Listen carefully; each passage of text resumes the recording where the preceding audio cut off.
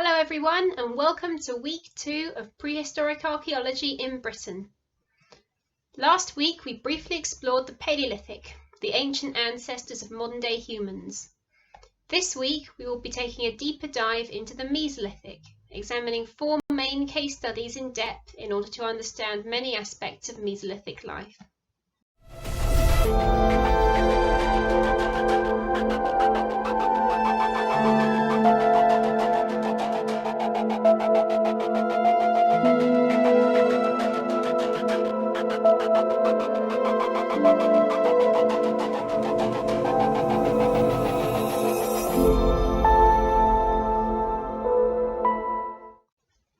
The Mesolithic, also known as the Epipalaeolithic and Middle Stone Age, began around 9000 BC, or 11,000 years before the present day.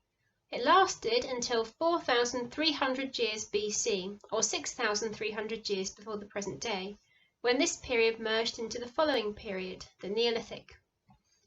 One of the main themes which we will cover in this lecture is increasing sedentism. This is where there is an increase in seasonal settlement, but communities are not fully settled in one area. This contrasts with the Neolithic, during which permanent settlements were constructed and farming communities grew up around them. We will also examine changing forms of burial and an in-depth analysis of human remains dating from the Mesolithic period. Finally, we will also examine developing ritual practices during this time, including evidence for potential shamanism.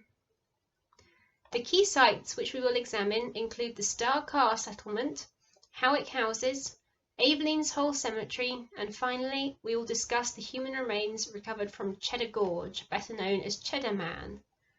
We will begin this lecture with an analysis of Star Carr and life in Mesolithic Britain. Star Carr dates from the start of the Mesolithic, 9,000 years BC or 11,000 years before the present day. The site is located at the edge of a paleo lake, Lake Flixton in Yorkshire. It was originally used as a seasonal settlement, and the original conditions would have been comparable to a modern-day wetland. The site has yielded evidence for platforms made from wood, hunting and fishing activities, and the remains of up to 4 houses. Alongside this, the site has produced some early evidence for jewellery, alongside artefacts which are thought to reflect ritual activities. The site was also preserved in waterlogged conditions, which have resulted in exceptional preservation of the structures and artefacts. When organic materials, such as wood, are deposited in waterlogged conditions, the anaerobic, meaning without oxygen, nature of these conditions means that bacteria cannot survive within them, preventing bacteria from decaying the organic archaeology. The image to the left displays evidence from the site, including processed antler remains, whilst the image to the right displays the remains of a log platform, likely constructed at the edge of the lake. Star Carr is an important site in terms of understanding Mesolithic seasonality. The communities which lived there were semi-sedentary, meaning that they moved between sites, settling for seasons in order to exploit different species of animal and then moving to alternative sites. These episodes of periodic settlement at Star Carr are partially identifiable by episodic burning at the site, suggesting management of the local habitat and resources. The original habitat at the site included a reed swamp environment surrounded by birch and poplar. In terms of subsistence strategies, evidence for hunting and fishing predominates at Star Carr. Evidence for fishing takes the form of bone harpoons and fish bones, suggesting the catching and processing of fish occurred on site. Other potential evidence for fishing includes the discovery of birch bark rolls. These are thought to have either been used as torches or as fishing net flotation devices. The butchered remains of a number of different species of animals have been recovered from the site. These include deer, mainly red deer and elk, waterfowl, aurochs, which are prehistoric bulls, and pig remains. Tools found associated with the site include flint knives, which were probably used in the butchery process, and microliths, which were probably used in arrows for hunting. These tools were found on the floor of one of the houses, suggesting the processing of flint tools may have been a domestic activity. Furthermore, a wooden paddle was also recovered from the site, suggested to be indicative of the presence of a Mesolithic canoe for fishing or other purposes. The image to the left displays a birch bark roll recovered from the site, whilst the image to the right displays the remains of harpoons excavated from the site. Howick is a site on the Northumberland coast where flint tools and a house were excavated. These finds dated from 9,800 years before the present day. It is also striking that the site demonstrates evidence for later reuse during the Bronze Age. A Bronze Age kist was constructed at the same site, indicating that it was an important location for a number of different communities. A replica of the house at Howick was reconstructed through experimental archaeology. This reconstruction was created using birch poles as the main frame of the house, which were reinforced with pine logs. The structure also had a turf roof, which would have insulated the building and protected it from the elements. Its distinctive shape and the methods used to create it were comparable to those analysed at Star Carr. Some of the most mysterious artefacts recovered from Star Carr include 21 antler headdresses or frontlets. These comprise the upper skull and antlers of red deer, which have been worked in order to reduce their weight and have had perforations made in order to facilitate wearing them. It is particularly striking that these artefacts are made from red deer, despite other species such as elk having been hunted at the site. This suggests that red deer may have held a particular status or identity within the community for their remains to have been used in such a way. However, the focus on using red deer may also have resulted from there being a lighter, smaller species of deer than elk, therefore their remains may have been easier to work or wear. Several possible functions of the headdresses have been suggested. One of these theories suggests links to ritual and shamanism, suggesting that they may have been worn during ritual activity. Another theory suggests that they may have been used as disguises to assist with hunting deer. However, it is unclear how effective this function may have been, so the use of the headdresses still remains a mystery.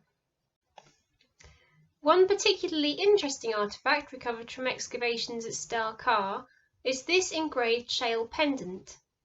This represents an early form of personal adornment in the form of art during the Mesolithic. The pendant is in fact the earliest form of Mesolithic art found in Britain. Its design is comparable to art from Denmark during the Mesolithic period, which is an interesting link to the Scandinavian Mesolithic. One of the research questions involving the pendant was whether pigment may have been applied to it. Microwear analysis results indicated that the pendant was engraved but not painted, therefore the appearance of the artefact seen today is its original appearance. It is interesting to consider the significance of the pendant and its engravings, and what they may have meant to the individual and/or group which wore the pendant, whether they represented an idea of identity or whether they had a particular symbolic significance. The stylistic connections between the pendant and artefacts from the Danish Mesolithic suggest potential movement or contact between different groups. It is also interesting to consider whether the pendant was deposited intentionally or accidentally. If deposited intentionally, the pendant may have been a ritual offering, particularly as it was placed in water, which is frequently associated with ritual throughout prehistory, especially during later periods such as the Bronze Age. There is relatively little burial evidence from Mesolithic Britain.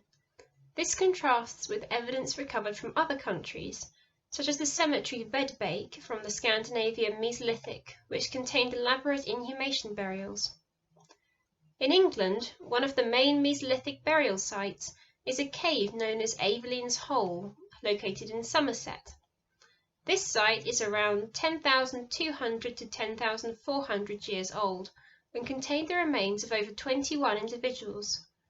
These remains were largely damaged and fragmented, however, and excavations only recovered 2 complete skeletons.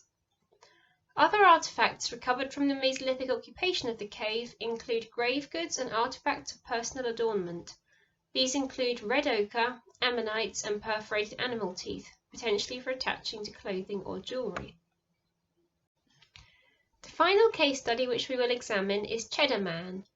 Cheddar Man is an individual who lived around 10,000 years before the present day.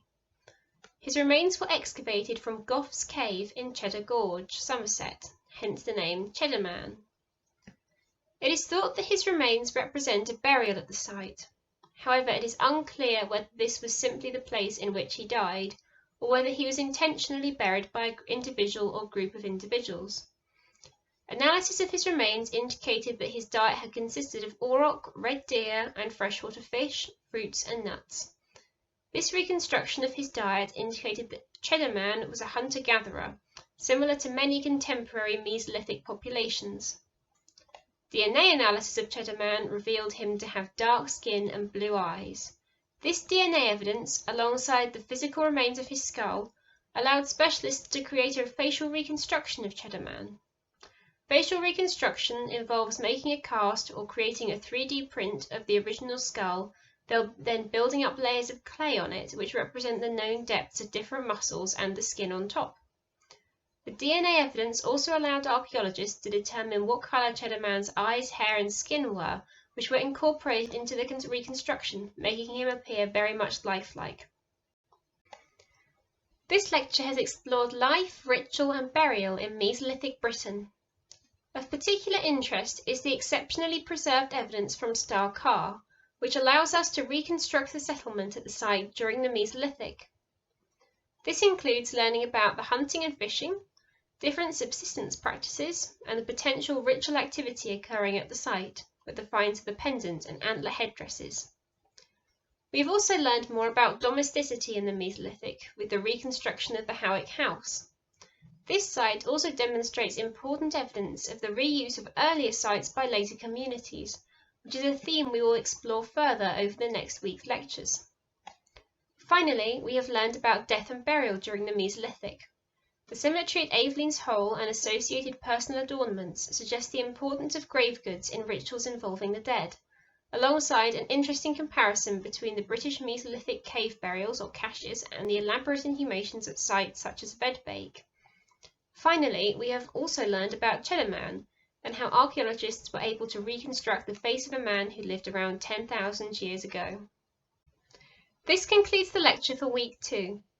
The following slides are included to present the sources used to create this lecture. I have also attached several links to further study resources for you to use to explore topics from the lecture further. Next week we will move on to the Neolithic period, focusing on the site of Skara village and monuments such as Stonehenge and Wayland's Smithy.